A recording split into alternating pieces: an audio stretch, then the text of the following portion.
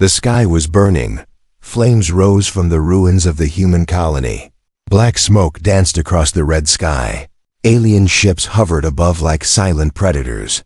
Commander Celira stood in the middle of the destruction, cold and calm. Her armor shined like silver ice, her eyes sharper than a blade. She was the leader of the Zarian fleet, known across galaxies for her cruel logic and perfect control. She didn't feel sadness or fear or guilt. Only duty. Sector 4 cleared, said one of her soldiers, bowing before her. No resistance, she nodded, then turned to walk through the rubble. She had destroyed hundreds of colonies like this before, but something about this place felt different. Then she saw him, a human male, standing alone between the broken buildings. He didn't run, he didn't scream. He just looked at her, calm and still. He was tall, wearing a torn earth jacket, hands in his pockets. His face was bruised, but his eyes were alive, curious, not afraid. Celira stopped. Something in his gaze made her chest feel tight. A strange silence filled the air. "Bring him," she said finally, and turned away. The soldiers hesitated, then moved in. The man didn't fight. He let them take him, smiling like he knew something. They didn't. Inside the Zarian flagship, the human sat in a glass cell. He looked around, relaxed, like he was sitting in a hotel room instead of a prison. Celira watched him from behind the one-way screen, arms crossed. He's just a man. She told herself, why can't I stop thinking about him? She entered the cell, her boots clicking on the metal floor. The man looked up and smiled. "Finally the Ice Queen herself," he said, voice calm.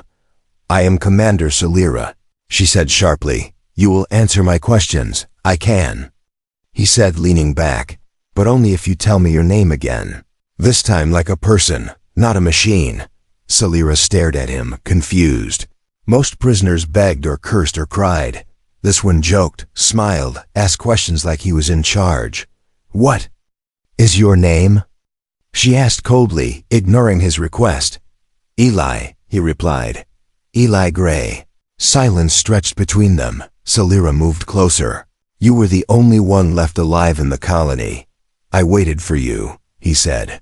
"I wanted to see the famous commander with no heart." Her eyes narrowed. "You humans are weak, emotional, disorganized. And yet," Eli said softly, "I'm still here. And your people seem nervous around me." Celira looked away for a moment, then turned to leave, but just before the door closed, he said, "You don't look like a monster." "You know," she paused. Then the door closed behind her. Later in the command room, her second-in-command Ralvik spoke. "You should not visit the prisoner again," he said. "He is manipulating you." Celira didn't respond. Her mind kept repeating Eli's words, his calm smile, the strange pull in her chest. She wasn't weak, she was in control, always.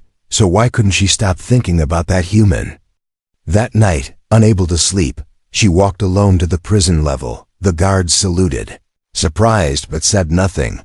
She stood outside the glass cell, watching him again. He looked up, smiled. "Couldn't sleep either?" "I have no need for rest," she said. "Of course," he said. "You're not human." There was something gentle in his voice, not mocking, not afraid. "Why didn't you run?" she asked finally. "I had nothing to run to," he said. "But maybe I was curious too." "About what?" "About you," he said. "The killer commander who hides her soul behind steel and silence." She felt her jaw tighten. "You know nothing about me." "Maybe," he said. "But I think you're not what they say." Celira turned sharply and walked away, heart pounding in her chest for the first time in years. Behind her, Ellie smiled again. He knew the first crack had appeared. And that was enough. Asterisk. He was whistling, inside a high-security alien ship, locked in a cell designed to hold war criminals and monsters. The human was whistling. It wasn't loud, it wasn't fast, just a slow, lazy tune drifting through the quiet corridors of the Zarian prison block. Commander Celira stood outside his cell, arms folded, expression unreadable. None of her prisoners had ever done this. No one sang in her presence, no one dared, but Eli Gray did. "What is that sound?" She asked finally. "It's called a whistle," he replied, smiling. "Humans do it when they're bored, or happy, or thinking." "You're not supposed to be happy," she said, voice flat. "Well," he said, standing and walking closer to the glass. "That's the thing about humans, we do things we're not supposed to." Celira studied him. No fear, no anger, no begging. Only that strange calm, like he was inside his own world and she was just visiting it. That day, she returned again, and the next, and the one after that. She told herself it was for information, interrogation, strategy, but every time he asked more questions than she did. "What's your real name?" he asked once. "Celira," she answered, surprised at herself. "No title, no rank?" "Just Celira," she repeated, softer than before. "And do you ever laugh? Just Celira?" He said with a wink. She turned away, pretending not to understand. The feeling rising inside her. One day, he told her a story. "Back on Earth," he said, sitting cross-legged on the floor, "there's a place called the ocean. It stretches so far, you can't see the end. There's wind in your hair, salt on your lips, and waves that chase your feet." Celira sat in silence, imagining it. No stars, no ships, no orders, just sound and water. "It sounds chaotic," she said, but her voice was softer now, almost warm. "Chaos can be beautiful," Eli replied. "So can freedom." She didn't answer. But that night, she dreamed of waves. The next day, something went wrong. An alert blared through the ship, red lights flashing like fire. Security systems had been hacked, doors opened that should have stayed locked, and one of the escape pods was gone. Who did this? Celira demanded, standing before her officers. All evidence pointed to inside help. The logs showed the virus had been uploaded from the prison block. Ralvek stepped forward, eyes cold. "The human is behind this," he said. "Of course he is." Celira said nothing. She walked straight to the cell. Eli stood calmly, arms crossed. "Let me guess, they think I did something again. Did you?" "No," he said simply. "But I'm flattered you came to ask me yourself." She locked the doors, alone with him. This time there was no force field between them.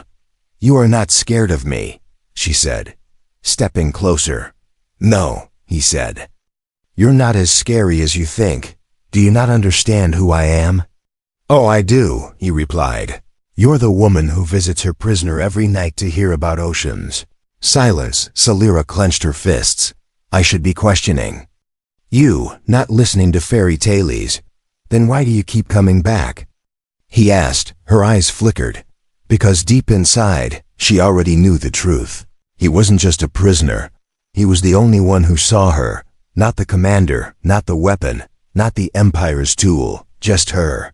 Outside the cell, Ralvek watched from the shadows. His jaw tightened. He could see what was happening. His commander was changing, growing soft. Curious, slow, dangerously human. And if she would not stop herself, then he would do it for her. Back in the cell, Eli smiled again. "You know, Celira," he said, "you act like you have all the power." "I do," she replied, though her voice wasn't so strong anymore. "Maybe," he said, stepping closer. "But cages work both ways." She looked at him confused. "I may be in the glass box," he whispered, "but you're the one trapped by your own rules." For the first time, Celira didn't have an answer. And for the first time, she realized, maybe the cage wasn't holding him. Maybe it was holding her. The silence on the ship felt wrong, not peaceful, but sharp, like a knife held just behind the back.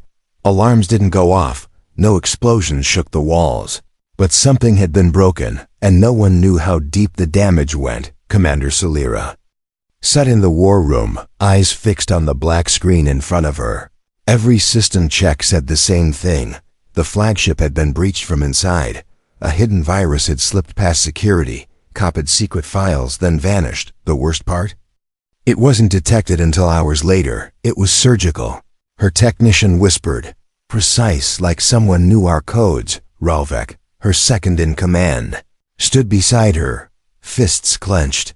There's only one person who could have done this, he said coldly. The human. Celira didn't answer, because in her mind, doubt had already taken root. Could Eli have done this?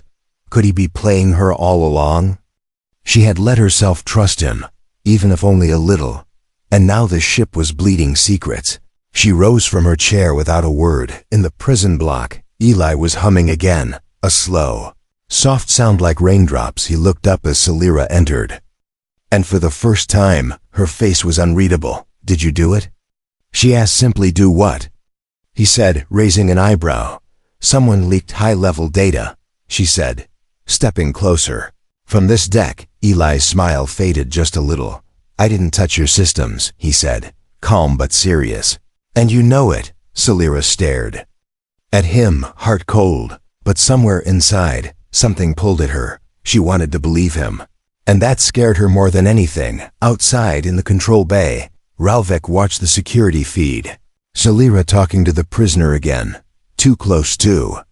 Casual, he clenched his jaw. This ends now, he muttered. Later that cycle, Celira sat alone in her quarters. Replaying the footage, she watched Eli's movements, frame by frame. No hacking device, no connection to the ship's systems, but still, the leak had come from his block, and then she saw it. A detail others missed. One of her own officers walking near the prisoner deck at a forbidden hour. It wasn't Eli, it was someone inside her crew. Her throat tightened. Someone was framing the human and trying to turn her against him. She called a secret meeting with her AI advisor. Find the officer who entered Deck 7 during the blackout. She ordered. The AI scanned records, and the name appeared on screen like a wound. Lieutenant Maris, Ralvek's loyal soldier. Back in the cell, Eli sat quietly, drawing patterns on the wall with his finger.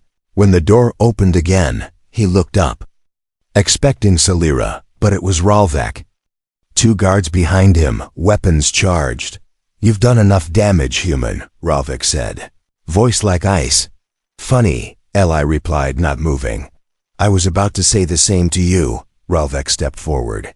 You're manipulating her, twisting her thoughts, turning her soft. Eli tilted his head. You're not angry because I broke the ship, he said. You're angry because I broke her walls. That was enough. Ralvek raised his hand. Prepare the chamber, he said. No more talking. As the guards reached for Eli, the door hissed open again. Celira stepped in, eyes blazing. Stand down, she said sharply. Ralvek turned, surprised. Commander, he's dangerous. I know who leaked the data, she interrupted, voice firm. And it wasn't him. A heavy silence filled the room. She walked past Ralvek and stood in front of the cell, looking at Eli through the glass. I was wrong to doubt you, she said. Eli gave her a slow nod. It's okay, he said quietly. Even cages cast shadows. Ralvek's eyes narrowed, but he said nothing. Not here, not yet, but the fire of betrayal had already started, and Celira knew this was only the beginning. Trust had made her enemies, and now war was no longer outside the ship. It was inside. Hidden behind ranks, loyalty, and old orders. Asterisk. The stars were gone. One moment, the galaxy outside the ship was alive with light. The next, darkness, total, suffocating darkness. No stars, no planets, no signals. Just a black void where space itself seemed to vanish. The Zarian flagship had entered the null zone, a place marked unreachable on all maps. Not because of war, or radiation, or danger, but because even machines went silent here. No power, no data, no time. It was like the universe held its breath. And inside the ship, so did everyone else. Eli sat in his cell, looking at the pitch black glass. He could feel it, the weight of the emptiness pressing against the walls. Even he, with all his calm, felt something cold in his chest.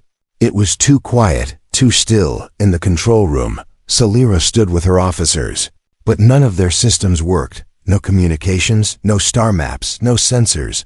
Just darkness outside, and whispers inside. The null zone eats signal, one tech said. like it's alive. Ralvek scoffed. Fairy tales. But Celira said nothing. She stared into the black. Heart unsettled, the ship's lights flickered, just once. Then again, no. Reason, no power issue, just flickering, like something unseen was moving through the circuits. That night, if night could be measured here, things grew worse. One of the soldiers started screaming in his sleep. He claimed he saw eyes in the darkness. Another locked himself in a storage pod, refusing to come out. Even the artificial gravity trembled for a moment. Like the ship shivered, Celira walked the halls alone, boots echoing too loudly, and for the first time in years, she didn't feel like a commander, she felt.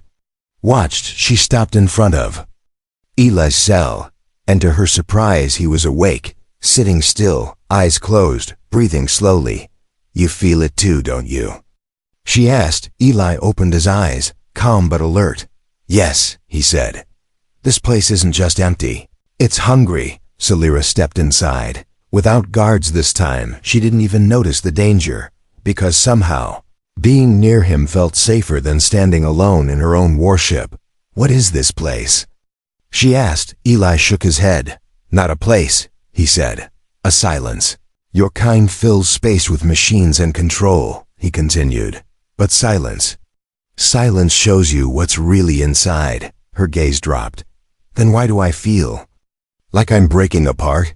She whispered. Because silence doesn't lie, Eli said softly. She stayed longer than she meant to. Maybe hours. Maybe minutes. Time was bending here, and when she left, her hand brushed the glass without meaning to. But he saw it.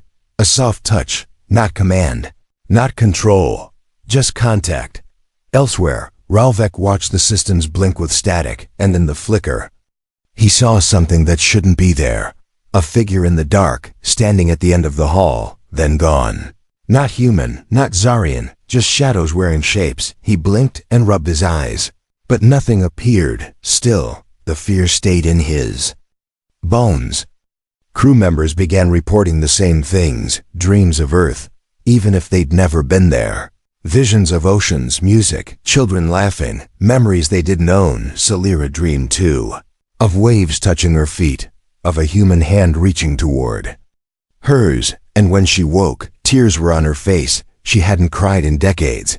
What is this zone doing to us? She asked Eli the next cycle. Eli's answer was simple. It's not doing anything, he said.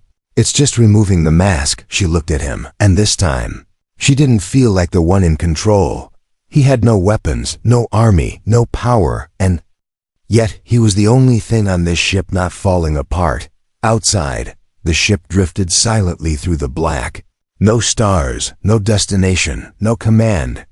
But inside, something was waking. Not just in the ship, but inside Celira, inside the cold, calculated machine of war she had become, and it whispered not of fear, but of freedom. The execution room was already warming up. Heat coils buzzed, lights dimmed, and red indicators blinked above the control panels like drops of blood. But Celira hadn't given the order. She was still in her quarters, staring at the message she never thought she'd receive. Imperial Command Order 9. Execute the human prisoner publicly. Restore control. It wasn't a request, it was a warning. A final line drawn in fire. Obey or be replaced. Her reflection in the glass showed her face, still cold, still sharp. But her eyes told another story. They were no longer empty. They were alive. Meanwhile, Eli sat quietly in his cell. But he knew something had changed. The guards were different. No jokes.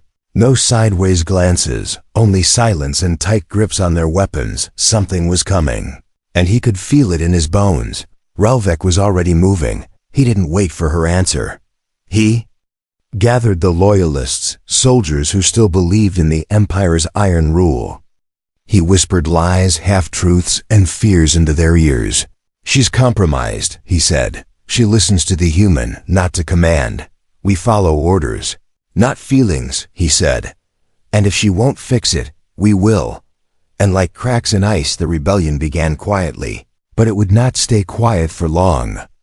Salira stormed into the prison level just as the guards were preparing to move Eli. "Stop," she ordered, voice sharp. "He's not going anywhere." "But Commander," one guard said nervously, "Order 9 is in effect. I am the commander." She snapped, "And I don't obey shadows." Ali looked at her, and for the first time, his smile faded into something deeper. Respect, maybe even fear, because he knew she had just crossed a line. Not for him, but for herself. The alarm blared seconds later. "Security breach. Command deck. Unauthorized weapons access." Salira turned sharply, her mind already racing. She looked at Eli. "You stay here," she said. "Not a chance." He replied, already stepping out of the cell as the field dropped. "Elia, I'm not hiding while they try to kill you," he said. "This isn't just your fight anymore." They ran together, side by side, human and alien, through dim corridors now echoing with the sounds of footsteps and distant gunfire.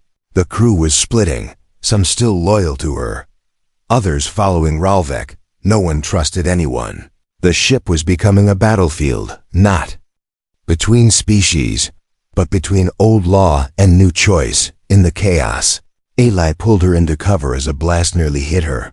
"You saved my life," she said, stunned. He grinned. "You'll owe me dinner after this." She stared at him, blood ringing in her ears. This human was a puzzle she couldn't solve, and maybe she didn't want to anymore. They reached the command deck, where Ralvek stood in her chair, speaking into the ship-wide channel. "Your commander has failed," he said, voice cold.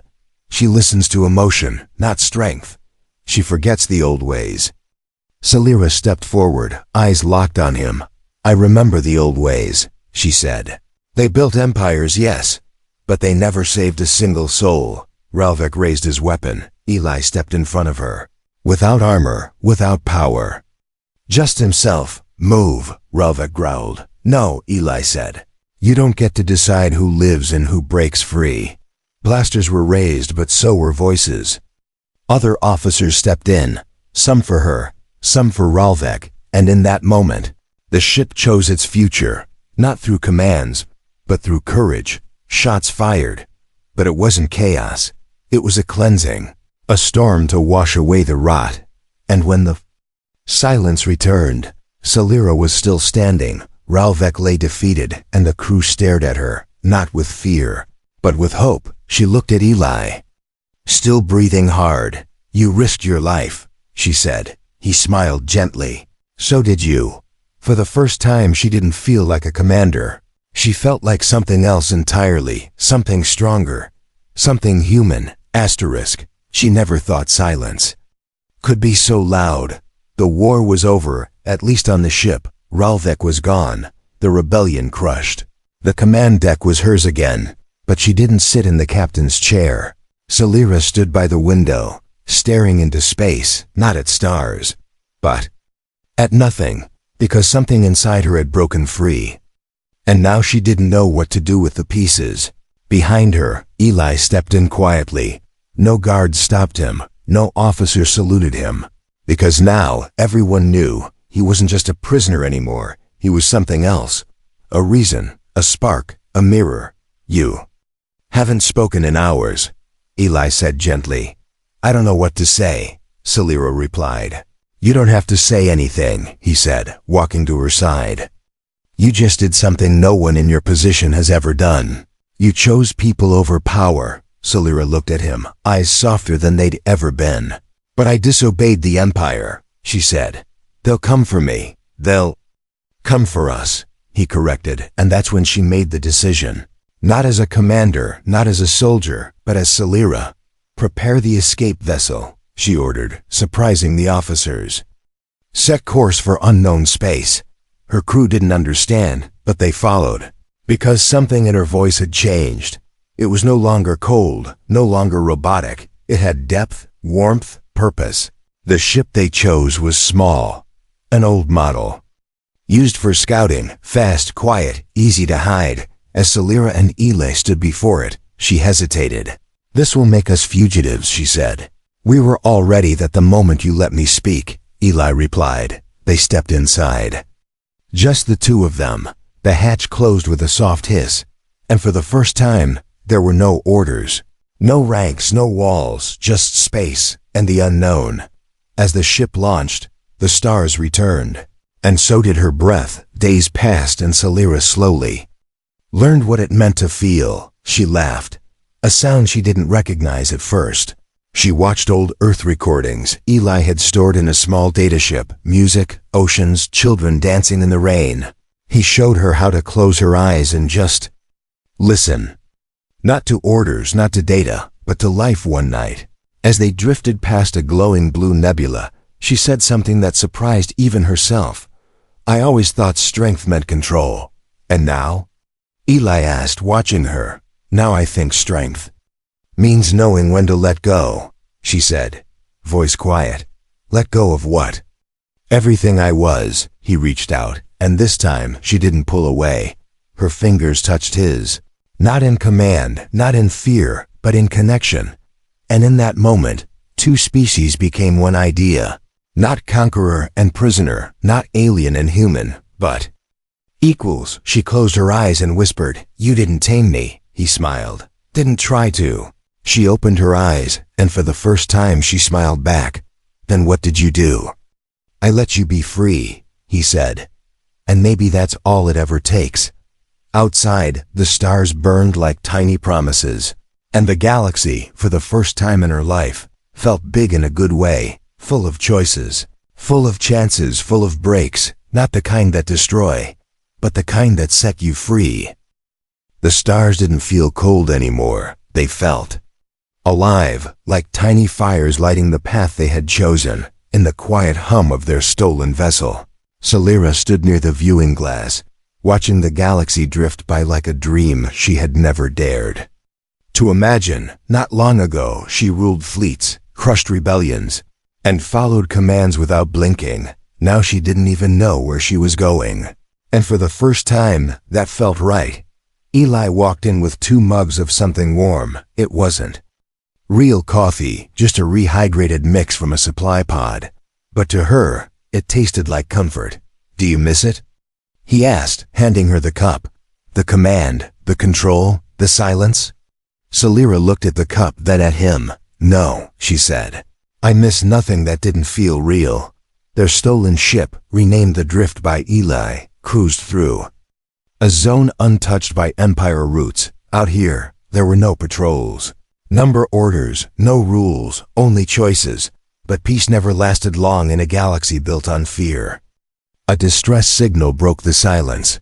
It was weak, coded in a human dialect, barely holding together. Civilian transport under attack by Imperial scouts, requesting help. Anyone, please. Celira stared at the signal. It was faint, almost too easy to ignore, almost, "Should we?" Eli asked, watching her closely. She didn't answer at first. She thought about who she used to be, the commander who would have let it burn, cold and efficient. Then she thought about who she was becoming. And without a word, she changed course. They reached the burning vessel within minutes. Small, broken, spinning slowly in space. 2 Imperial fighters circled it like vultures. Eli looked at Celira. "This is your call."